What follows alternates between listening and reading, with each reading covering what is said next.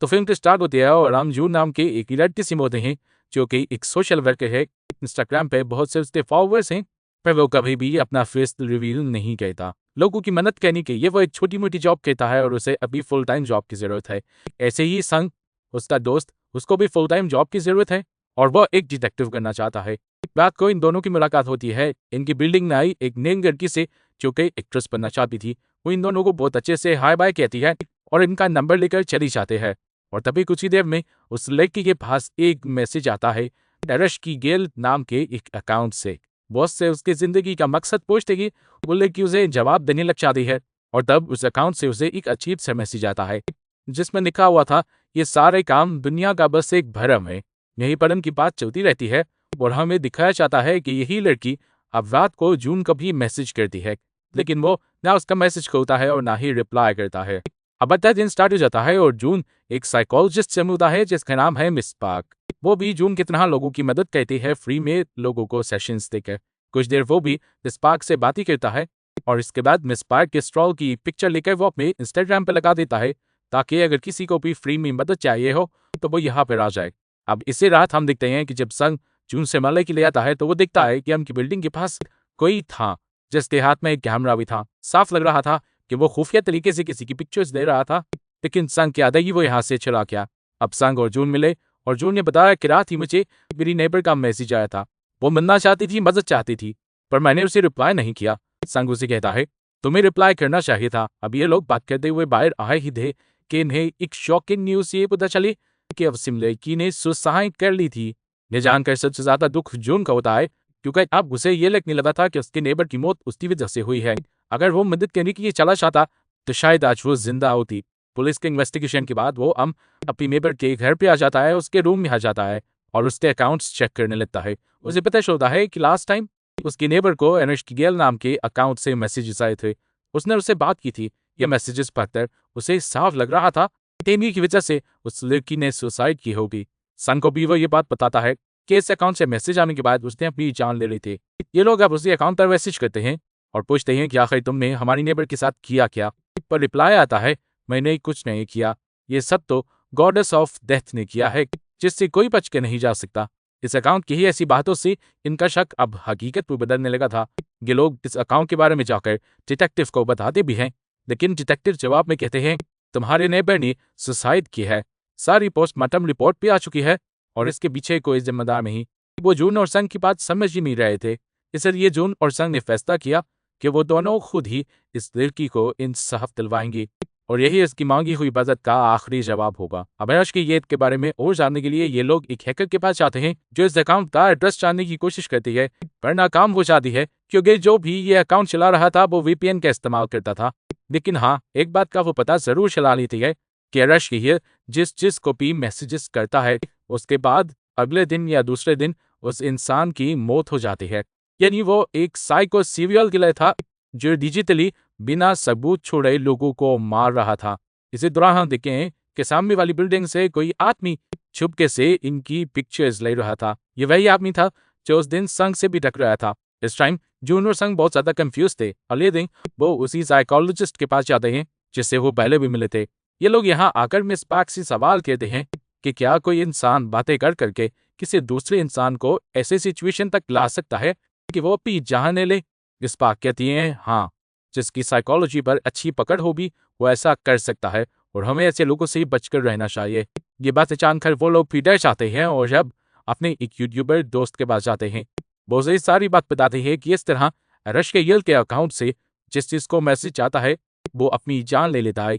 वो कहता है कि प्लीज इसके बारे में एक ब्रॉडकास्ट करो ताकि ज्यादा से ज्यादा लोगों की जान बचाई जा सके। अब ये लोग ये सब करके निकले ही थे कि इन्हें नूरी के मैसेज आया उसी हैकर का जो उसे अपने ऑफिस बुला रही थी। वो बताते हैं कि रश की गेल का उसे भी मैसेज आया था, पता नहीं कैसे, पर रश की गेल को ये पता चल गया था कि ये लोग उसके बारे में पता चलाने की कोशिश कर रहे हैं। और अब रश गेल ने उससे पूछा था कि तुम्हारी लाइफ का मकसद क्या है। इन सारी बातों के बाद नूरी बताती है कि मुझे साफ पता है कि इस टाइम कोई ना कोई हम पर नजर रखे हुए है। नूरी इस बातों के बाद ये और ज्यादा परेशान हो जाते हैं, अपने लिए भी और नूरी के लिए भी, क्योंकि नूरी एक लड़की थी। खैर ये लोग जब बाहर जाते हैं तो देखते हैं कि सामने वाली बिल्डिंग के ऊपर एक लड़का अभी भी इनकी तस्वीरें ले रहा था। इस लड़के को इन्होंने कई मर्तबा देख लिया था और एक मर्तबा तो रंगे हाथों पकड़ने की कोशिश भी की थी, लेकिन तब वो लड़का इनके हाथ से निकल गया था। अब ये लोग जल्दी से नूरी को कॉल करते हैं और बता रहे हैं कि वो लड़का तुम्हारी बिल्डिंग के ऊपर है। नूरी जल्दी से बिल्डिंग के ऊपर जाकर उस आदमी को पकड़ लेती है, जिसके बाद ये उसे पकड़कर अपने घर पर लेकर आते हैं। एक तो मर्तबा थप्पड़ मारने के बाद वो लड़का सब उगल देता है कि मैं जो कुछ भी कर रहा हूँ वो रश की येल के लिए कर रहा हूँ, मैं उसे पर्सनली नहीं जानता। लेकिन एक दिन मुझे उसका मैसेज आया था, वो मेरे बारे में वो कुछ भी जानती है जो मैंने अपने आप से भी छुपा कर रखा, और इन्हीं सब चीज़ों की वजह से वो मुझे ब्लैकमेल करके मेरे से सारे काम करवा रही है। अभी तक तो इन लोगों को उस पर तरस आ रहा था, लेकिन जो अगली उसने बात बोली उसी वजह से संग और जून को उसके ऊपर बहुत गुस्सा आया कि यहाँ तक कि दोनों ने उसे मारना शुरू कर दिया। वो कहता है असल में दूसरों की लाइफ पर नजर रखना मेरी हॉबी भी है, बस यही वो बात थी। उसके बाद जब ये दोनों उसे मारने की कोशिश करते हैं तो नूरी उन्हें रोक देते हैं।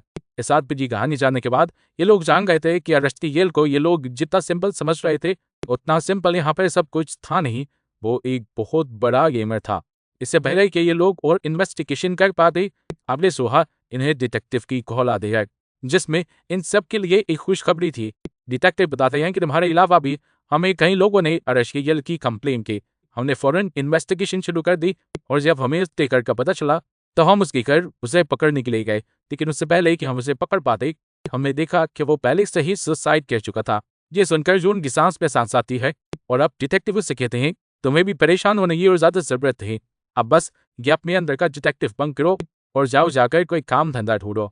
यही बात वो चाकर रात में अपने दोस्तों को बताता है, ये निसंग को और नोरी को। लेकिन नोरी कहते हैं मुझे इस बात पर बिलीव नहीं, मैं नहीं मानती कि इतना बड़ा किलर इतनी आसानी से अपनी जान ले ले। नूरी की ये सारी सोच सही भी निकलती है। रात में जब नूरी सो रही होती है तो दोबारा उसे रेस्टियल के अकाउंट से एक मैसेज होता है और हमें अब समुद्र के पास खड़े हुए रेस्टियल को भी दिखाया जाता है। इस टाइम उसकी शक्ल तो हमें नहीं दिखाई गई, लेकिन हाँ ये जरूर दिखा दिया गया कि वो जिंदा है था। यही दूसरी तरफ जंग का वो यूट्यूबर दोस्त जंग को कॉल करता है और बताता है कि रेस्टियल अब सब लोगों के सामने आ गया है और उसने एक बहुत बड़ी ब्रॉडकास्ट करने का फैसला किया है जिसे हजारों बच्चे ज्वाइन करने वाले हैं। ये बात सुनकर जून और संग को पता चल गया था कि अब रेस्टियल एक ही साथ 3,000 बच्चियों को अपना निशाना बनाने वाला है। वो फौरन इस बारे में नूरी को बताना चाहते थे क्योंकि नूरी ही वो थी जो हैकिंग करके इन सारी चीजों को रोक सकती थी। पर जैसे ही संग उसे कॉल करता है तो नूरी बहुत ही अजीब सी आवाज में उसे कहती है अब मैं इस पर कोई काम नहीं करना चाहती। उसकी आवाज में अजीब दर्द था जो संग ने महसूस कर लिया था। संग को लगा कि कुछ गड़बड़ है, इसलिए वो फौरन जून को लेकर वहां पर गया और जाकर क्या देखा कि नूरी ने सुसाइड करने की कोशिश की थी। वो तो ये लोग ठीक वक्त पर पहुंच गए और एम्बुलेंस को बुलाने का इन्हें मौका मिल गया, पर जहां उसकी अभी भी खतरे में थी। इसके बाद ये लोग अपने यूट्यूबर फ्रेंड के पास जाते हैं और उसका यूट्यूब प्लेटफॉर्म को इस्तेमाल करते हुए एक और ब्रॉडकास्ट करते हैं और यहाँ लाइव रेस्टियल को चैलेंज कहते हैं। चैलेंज करने वाला इस टाइम संग था और उसके चैलेंज के जवाब में रेस्टियल जो उसे जवाब देता है उससे संग खुद हैरान हो जाता है। उसे संग के बारे में भी बहुत सी ऐसी बातें पता थी जो संग ने आज तक किसी को भी नहीं बताई थी और बस ये देखना था कि संग शौक रह गया और आके कुछ ना कर पाया। रेस्टियल अब संग को बिल्कुल अपने कंट्रोल में कर चुका था। वो उसे एक तरह से कहना है कि हिप्नोटाइज कर चुका था। जून भी जो ये लाइव ब्रॉडकास्ट देख रहा था संग की और रेस्टियल की चैट देखकर वो फौरन संग के पास आ जाता है और दिखता है कि संग बहुत बुरी हालत में है और अपने आप को मारने वाला है, लेकिन वो उसे होश में लाकर उसे रेस्टियल के हिप्नोटाइजेशन से आजाद करवाकर उसकी जान को बचा लेता है और उसके बाद वो नूरी से मिलने के लिए आता है। नूरी उसे बताती है कि जब मैं रेस्टियल से बात कर रही थी तो मुझे ऐसे लगा कि जैसे किसी ने मेरी जिंदगी को कंट्रोल में ले लिया हो। उसे मेरी सोच को इतना नेगेटिव कर दिया था कि मुझे अपनी जिंदगी में किसी भी चीज का कोई मकसद नजर नहीं आया और मैं सुसाइड करने पर मजबूर हो गई। नूरी आज भी मेंटली इन सारी चीजों से निकल नहीं पाई थी और अब वो इस चीज पर और काम भी नहीं करना चाहती थी, लेकिन वो जून की मदद करना चाहती थी और बाकी सब लोगों की जान तो बचाना चाहती ही थी। वो उसे एक इमारत देती है और कहती है कि ये इमारत तुम्हारी मदद करेगा रेस्टियल तक पहुंचते गई है। इसे इमारत को लेकर जब वो घर जा ही रहा होता है तो उसे महसूस होता है कि उसके पीछे बहुत सारे लोग लगे हुए हैं। वो समझ गया था कि ये रेस्टियल के लोग हैं जो उसे मारना चाहते हैं। इनसे बचकर जब वो भाग रहा होता है तो उसके सामने एक डिटेक्टिव को आ जाते हैं। वो डिटेक्टिव को सब कुछ बताता है कि किस तरह बहुत से लोग उसका पीछा कर रहे हैं उसे पकड़ने के लिए, नुकसान पहुंचाने के लिए।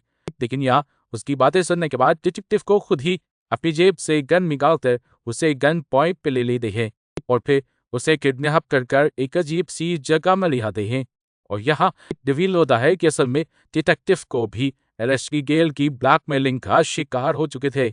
और जब उन्होंने ये खबर फैलाई कि एरस्टी गेल मारा जा चुका है, तब वो जून को बस वार्न करना चाह रहे थे कि वो एरस्टी गेल के खिलाफ अपनी ये डिटेक्टिवनेस छोड़ दे।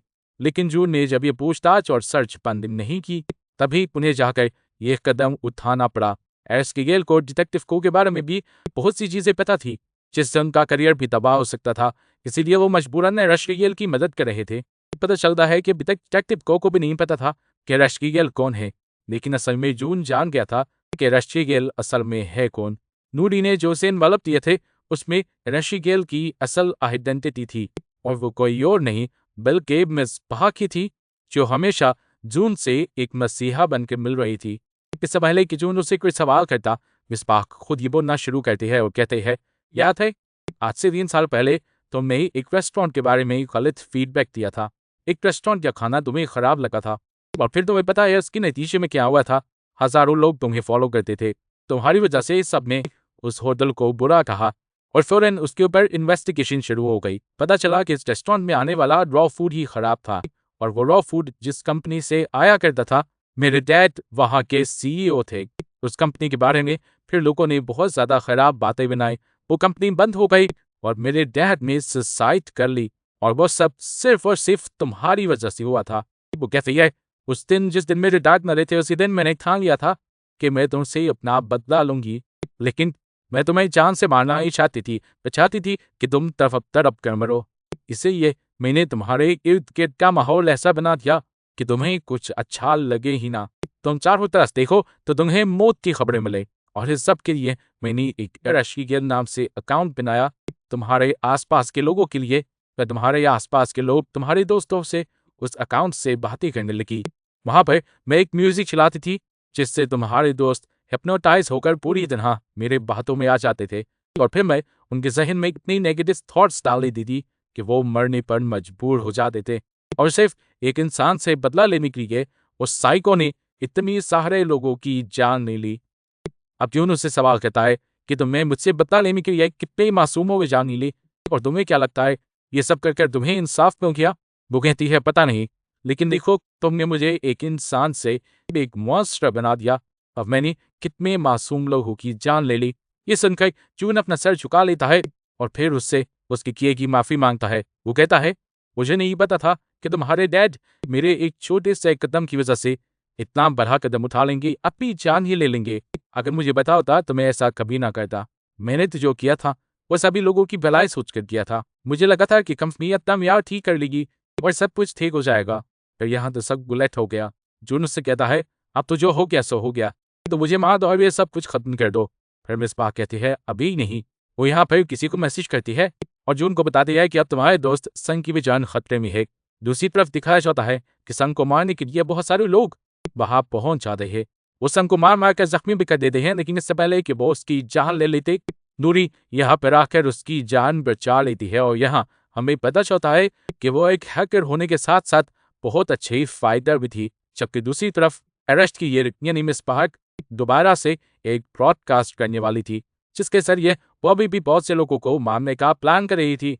लेकिन यहाँ जून आकर उसे रोकता है और कहता है, ऐसा मत करो, लेकिन वो रुकती नहीं। तब जून कहता है, तुम जो मर्जी करती रहो, लेकिन अब तुम्हारी ये ब्रॉडकास्ट कोई ज्वाइन नहीं करेगा, क्योंकि इस टाइम मेरी शर्ट के बटन में एक स्पाई कैम लगा हुआ था, जिससे तुम्हें जो कुछ भी था वो लाइव स्ट्रीम के जरिए सभी लोगों को पता चल गया है। तुम्हारी हकीकत अब खुल चुकी है। जैसे ही उसे समझ आता है कि मेरा खेल खत्म हो गया, तो वो अपनी जान लेने की कोशिश करती है और जहां पर खड़ी होती है वहीं से ये जंप कर देती है। पता चलता है कि जून सारा इंतजाम करके आया हुआ था और यहाँ पर पहले से पुलिस भी आई हुई थी, जो नीचे जल्दी से एक सेफ्टी मैट्रेस बिछाकर उसकी जान बचा लेते हैं और अब उसे अरेस्ट कर लिया जाता है। फाइनली जून के साथ साथ संग